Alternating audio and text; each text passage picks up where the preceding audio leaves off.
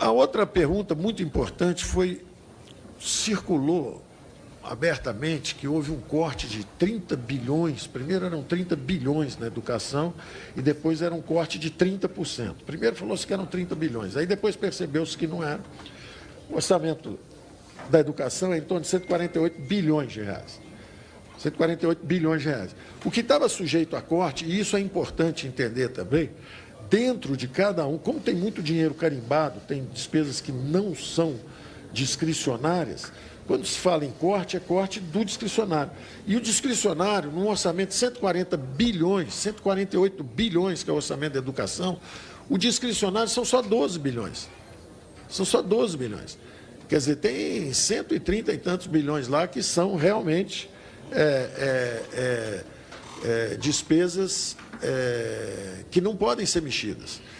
Então, quando você vê que o objeto é bem menor do que esses 150, ele incide sobre um número bem menor, me dizia outro dia o ministro da Educação a respeito disso, quando conversamos sobre isso, ele veio falar sobre verba, suplementação de verba, etc. E ele falou assim, olha, na verdade são 3,5% só de corte, porque é 30% de 12%. 12% só dessas despesas de 150 bilhões é que são passíveis de cortes. Então, seriam, na verdade, 30% de 12% são 3,6%. Agora, a primeira coisa que eu queria esclarecer... Isso. O primeiro esclarecimento é o seguinte, primeiro não está se falando ainda de corte, é contingenciamento, é muito diferente de corte, não tem nada cortado. Tem um contingenciamento dizendo o seguinte, olha, como o Brasil está crescendo menos do que nós esperávamos, como as receitas estão vindo mais baixas do que esperávamos, cuidado, porque estão faltando aí recursos lá para frente. O governo pode acabar antes. Então, entre os ministros até corre um pouco isso. O meu para em dezembro, no início de dezembro. Eu vou ficar só sem conseguir recurso para o último mês. O outro diz, o meu está parando em agosto.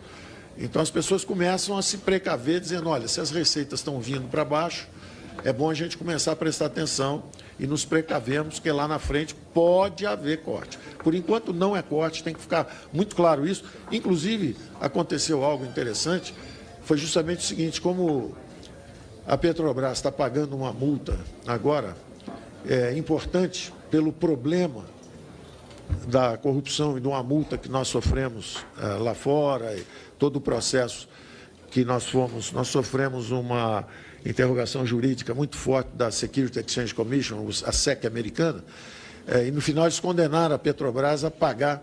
A tese da procuradora Raquel Dodge é que a Petrobras foi uma vítima, a empresa em si foi uma vítima.